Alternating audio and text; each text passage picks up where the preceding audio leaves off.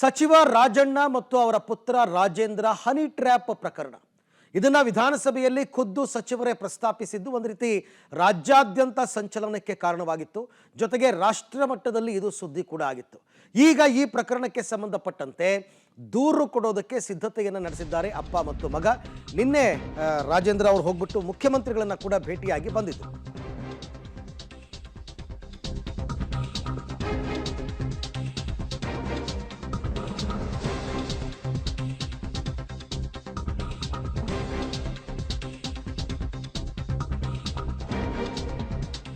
ಸಚಿವ ರಾಜಣ್ಣ ಮತ್ತು ಪುತ್ರ ರಾಜೇಂದ್ರ ಅವರ ಮೇಲೆ ನಡೆದಂತಹ ಹನಿ ಟ್ರ್ಯಾಪ್ ಕೇಸ್ ಇದೆಯಲ್ಲ, ಈ ಹನಿ ಟ್ರ್ಯಾಪ್ ಪ್ರಕರಣದ ಅಧಿಕೃತ ತನಿಖೆ ಆರಂಭವಾಗುತ್ತೆ ಸದ್ಯದಲ್ಲೇ. ಬಟ್ ಇನ್ನೂ ದೂರು ದಾಖಲಾಗಿಲ್ಲ. ದೂರನ್ನ ಕೊಡೋದಕ್ಕೆ ಸಚಿವ ರಾಜಣ್ಣ ಸಿದ್ಧತೆಯನ್ನ ಮಾಡ್ಕೋತಾ ಇದ್ದಾರೆ. ನಿನ್ನೆ ಹೋಗ್ಬಿಟ್ಟು ನಾನು ಹೇಳಿದ್ನಲ್ಲ, ರಾಜೇಂದ್ರ ಅವರು ಭೇಟಿಯಾಗಿದ್ದರು ಮುಖ್ಯಮಂತ್ರಿಗಳನ್ನ. ಅವರು ಅಭಯವನ್ನ ಕೊಟ್ಟರು, ನೀವು ಹೋಗಿ ಕಂಪ್ಲೇಂಟ್ ಕೊಡಿ ಮೊದಲು ಅಂತ ಹೇಳಿದ್ರು. ಹಾಗಾಗಿ ಸಿಎಂ ಅಭಯ ಹಸ್ತದ ಬೆನ್ನಲ್ಲೇ ರಾಜಣ್ಣ ಅವರು ದೂರು ಕೊಡೋದಕ್ಕೆ ಸಿದ್ಧತೆಯನ್ನ ಮಾಡ್ಕೋತಾ ಇದ್ದಾರೆ. ಮಂಗಳವಾರ ಪ್ರಕರಣವನ್ನು ದಾಖಲಿಸುವಂತಹ ಸಾಧ್ಯತೆ ಕೂಡ ಇದೆ. ದೂರು ದಾಖಲಾದ ಮೇಲೆ ಪ್ರಕರಣದ ತನಿಖೆಗೆ SIT ಕೂಡ ರಚನೆ ಆಗ್ಬೋದು. ಈಗ ಸರ್ಕಾರ ಸದನದಲ್ಲಿ ಘೋಷಣೆ ಮಾಡಿರೋದು, ಗೃಹ ಸಚಿವರು ಉನ್ನತ ಮಟ್ಟದ ತನಿಖೆಯನ್ನು ನಾವು ನಡೆಸ್ತೀವಿ ಅಂತ. ಉನ್ನತ ಮಟ್ಟದ ತನಿಖೆ ಅಂದರೆ ಏನು ಅದನ್ನು ಹೇಳಿಲ್ಲ. ಬಹುತೇಕ SIT ರಚನೆ. ಆದರೆ BJPಯವರು JDS ಅವರು ಆಗ್ರಹಿಸಿದ್ದು ಒಬ್ಬ ಸಿಟ್ಟಿಂಗ್ ಜಡ್ಜಿಂದ ನಡಿಬೇಕು, ಜುಡಿಷಿಯಲ್ ಎನ್ಕ್ವೈರಿ ನಡಿಬೇಕು ಅಂತಕ್ಕಂಥದ್ದನ್ನು ಕೇಳ್ಕೊಂಡಿದ್ರು. ಆದರೆ ಸರ್ಕಾರ ಅದಕ್ಕೆ ಒಪ್ಪಿಲ್ಲ. ಸೊ ಹಾಗಾಗಿ ಬಹುತೇಕ SIT ರಚನೆ ಮಾಡ್ತಾರೆ. SIT ರಚನೆ ಮಾಡಿ ತನಿಖೆಯನ್ನು ಮಾಡಿಸ್ತಾರೆ. ಈ SIT ಅವರು ತಾರ್ಕಿಕ ಅಂತ್ಯಕ್ಕೆ ತಗೊಂಡು ಹೋಗ್ತಾರಾ ಇದನ್ನು ಅನ್ನೋದೇ ಅನುಮಾನ.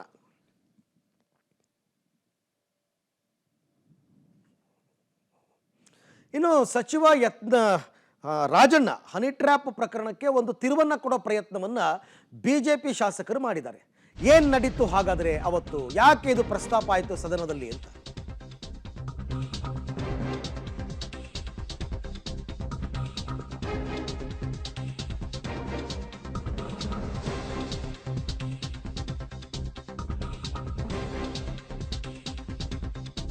ಸಚಿವ ರಾಜಣ್ಣ ಹನಿ ಟ್ರ್ಯಾಪ್ ಪ್ರಕರಣಕ್ಕೆ ಒಂದು ಹೊಸ ಟ್ವಿಸ್ಟ್. ಹನಿ ಟ್ರ್ಯಾಪ್ ವಿಚಾರ ಪ್ರಸ್ತಾಪಕ್ಕೆ ಮೊದಲೇ ಪ್ಲಾನ್ ಮಾಡಿಕೊಳ್ಳಲಾಗಿತ್ತು. ಹೌದು, ಮೊದಲೇ ಪ್ಲಾನ್ ಮಾಡಿಕೊಂಡಿದ್ರು. ಸದನದಲ್ಲಿ ಚೀಟಿ ಕೊಟ್ಟ ನಂತರ ವಿಚಾರವನ್ನ ಯತ್ನಾಳ್ ಅವರು ಪ್ರಸ್ತಾಪ ಮಾಡ್ತಾರೆ. ಹಾಗಾದ್ರೆ ಯತ್ನಾಳ್ ಅವರಿಗೆ ಚೀಟಿ ಕೊಟ್ಟಿದ್ಯಾರು? ಕಾಂಗ್ರೆಸ್ ಕಡೆಯಿಂದನೇ ಬಂದಿತ್ತು. ಕಾಂಗ್ರೆಸ್ ಸಚಿವರೇ ಚೀಟಿ ಕೊಟ್ಟಿದ್ರು. ಆ ಸಚಿವ ಕೊಟ್ಟ ನಂತರ ಯತ್ನಾಳ್ ಈ ವಿಚಾರವನ್ನ ಪ್ರಸ್ತಾಪ ಮಾಡ್ತಾರೆ. ಅಂದ್ರೆ ಇದು ಪ್ರೀ ಪ್ಲಾನ್ಡ್. BJP ಅವರು ಪ್ರಸ್ತಾಪ ಮಾಡಬೇಕು, ಅದಕ್ಕೆ ಉತ್ತರವನ್ನ ಕೊಡಬೇಕು ಅಂತಕ್ಕಂಥದ್ದು ಮೊದಲೇ ನಿಗದಿಯಾಗಿತ್ತು.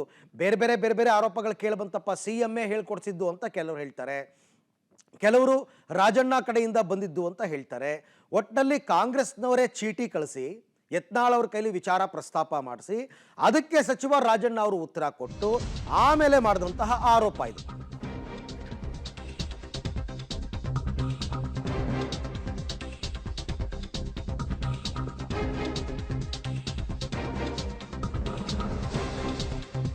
ಆರೋಪವನ್ನ ಮಾಡಿದ್ದು ಬೇರೆ ಯಾರು ಅಲ್ಲ, BJP ಶಾಸಕ ಸುರೇಶ್ ಗೌಡ ಅವರೇ ಹೇಳಿದ್ರು.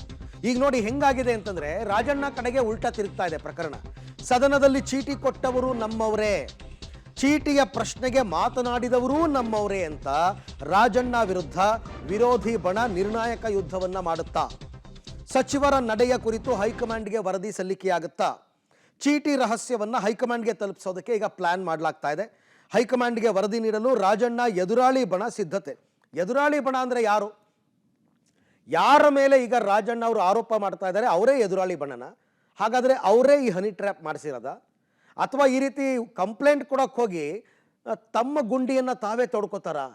ಈಗ ಸದ್ಯಕ್ಕಂತೂ ಯಾರ ಹೆಸರನ್ನು ಹೇಳಿಲ್ಲ. ಬಟ್ ಹೈಕಮಾಂಡ್ಗೆ ಹೋಗಿ ಕಂಪ್ಲೇಂಟ್ ಕೊಟ್ಬಿಟ್ರೆ, ನೀವು ಯಾಕೆ ಕಂಪ್ಲೇಂಟ್ ಕೊಟ್ರಿ, ನೀವೇ ಮಾಡಿಸಿರೋದಿರಬೇಕು ಅಂತ ಅನುಮಾನ ಬರಲ್ವಾ? ಗೊತ್ತಿಲ್ಲ.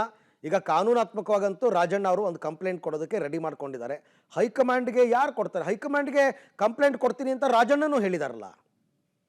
ನಾನು ಹೈಕಮಾಂಡ್ ಕಂಪ್ಲೇಂಟ್ ಕೊಡ್ತೀನಿ ಅಂತ ರಾಜಣ್ಣ ಕೂಡ ಹೇಳಿದ್ದಾರೆ. ಹಾಗೆ ಹೇಳಲಿ, ಅವರು ಕೊಡಲಿ, ಇವರು ಕೊಡಲಿ.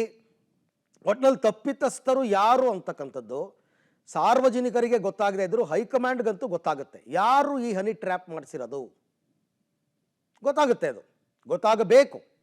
ಹಾಗಾಗಿ ಒಂದು ಕಾನೂನಾತ್ಮಕವಾದ ತನಿಖೆ, ಮತ್ತೊಂದು ಪಕ್ಷದೊಳಗಿನ ವಿಚಾರ ಮತ್ತು ತನಿಖೆ ಏನಾಗುತ್ತೆ ಅಂತ ನೋಡೋಣ.